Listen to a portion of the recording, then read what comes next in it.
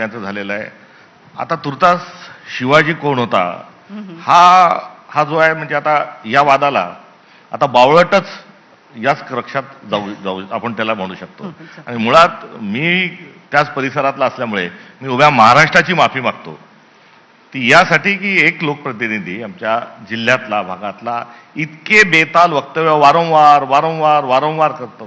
त्यामुळे अशा पार्श्वभूमीवर त्या गावाचं नाव, जो राष्ट्रमाता जिजाऊंचा जन्मस्थळ असणाऱ्या जिल्ह्यातून, ज्या मातेने शिवाजी महाराजांना घडवलं, शिवाजीला घडवलं, त्या जिल्ह्यातून अशा स्वरूपामध्ये वारंवार जे होत आहे, कारण हा काही शिवाजी कोण होता या पुस्तकाच्या अनुषंगाचाच वाद नाही.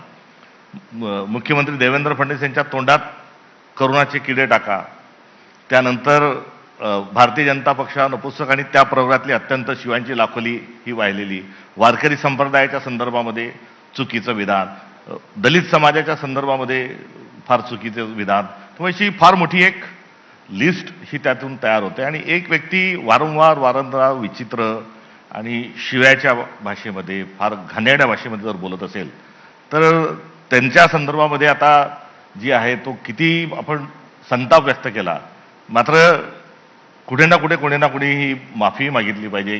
त्याच्याबद्दल मला खरोखर दुःख आहे. आणि दुःख आहे की आपला लोकप्रतिनिधी, शेवटी पक्ष वेगवेगळं राहणारच आहे, आपण जेव्हा लोकशाही मान्य करतो तर असं कसं बोलू शकतो.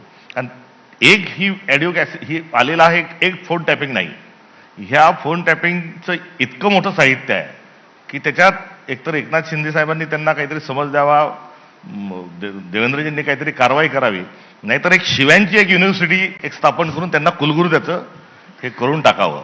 आता मुळात शिवाजी कोण होता याच्यावर वाद करण्याचं कारणच नाही.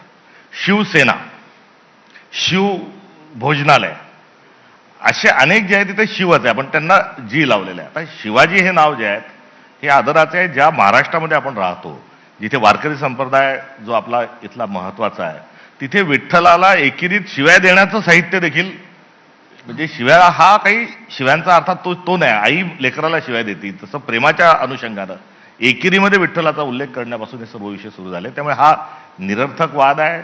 या वादामध्ये कुठेतरी मी खूप मोठा आणि मला खूप समजतं अशा प्रकारचा एक कुठे गैरसमज बाळगणारे जे लोक आहेत ती बोलतात आहे.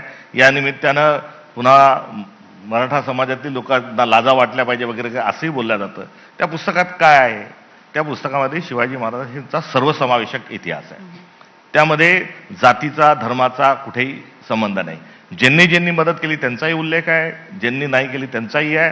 त्यामुळे काही जातींना नेम करून जे कुठेतरी बाजूला केलं जातं, त्यांनी पण मदत कशी केली याचा पण उल्लेख आहे. आणि इतर धर्माच्या लोकांनी कशी मदत केली आणि कुठे केली नाही हेही दाखवलेलं. त्यामुळे शिवाजी कोण होता, आणि हेच असतानाच जो बहुजन समाज आहे, म्हणजे छत्रपती शिवाजी महाराजांचा राज्याभिषेक नाकारला गेला आणि तो राज्याभिषेक नाकारणारी प्रवृत्ती कोणची होती याचाही त्यामध्ये उल्लेख आहे. आणि शिवाजी महाराजांचा एकंदरीत उल्लेख, शिवाजी कोण होता या पुस्तकातून त्याचं दर्पण आहे, त्यातून दर्शन आहे. म्हणून गोविंद पानसरेजींचा खून पण झालेला आहे. म्हणजे इथे या विचाराला पुढे घेऊन जात असताना टोकाचा विरोध करणारे लोक आहेत. त्यामुळे नरेंद्र दाभोळकरांनी काय केलं तर अंधश्रद्धेच्या पाशातून समाजमुक्त व्हावा हे काम त्यांनी केलं. शिवाजी महाराजांचं खरं आत्मचरित्र पुढे आणण्याचं काम गोविंद पानसरेंनी केलं.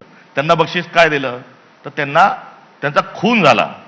आता हा खून थेट स्वरूपात त्यांना संपवण्याचा प्रयत्न जरी असला तरी अशा प्रकारचे जे वक्तव्य आहेत यातून शिवाजी महाराजांचा इतिहास बदलण्याचं एक मोठं कारस्थान हे सुरू आहे. आणि याला मुख्यमंत्री महोदय शांततेने का बघत आहेत हा माझा त्यांना असणारा प्रश्न आहे. बागेश्वर धाम यांनी केलेला उल्लेख हा इतिहासाला धरून नाही.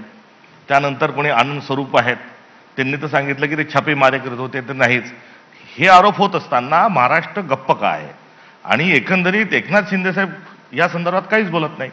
या एवढा मोठा वाद होत असताना ते कुठे जाऊन लपले हा एक प्रश्न करताना त्यांचं काही उत्तरदायित्व या एवढा मोठा वाद होत असताना आपण शासन म्हणून काय करताय? उलट या पुस्तकाचे प्रकाशक ते पुस्तक वाचण्याकरता जेव्हा जातात त्या पुस्तकाचं समर्थन व्हायला पाहिजे. आज त्या पुस्तकाची पारायणं सर्वदूर होतात आहे, त्यामध्ये कुठेही काही आक्षेपार्ह नाही. मात्र एक धागा कुठेतरी पकडायचा, त्यातून गैरसमज निर्माण करायचा, समाजातलं वातावरण खराब करायचं, शिवाजी महाराजांचा अर्थात पुरोगामित्वाचा, शिवशाहू फुले आंबेडकरांचा, संविधानाचा, आपल्या संत परंपरेचा अपमान करायचा आणि विशिष्ट जो विचार आहे तोच वृद्धिंगत करण्याच्या अनुषंगाने जे चाललंय, यामध्ये राज्याचे मुख्यमंत्री आणि विशेष करून राज्याचे उपमुख्यमंत्री एकनाथ शिंदे साहेबांनी याच्यात काहीही ते करत नाही, हे एक सात्विक संतापाचं जो निषेध आहे तोही या निमित्ताने मी व्यक्त करतो. सपकाळजी, आणि याच्याच दुसऱ्या टोकाला आपल्याला TCS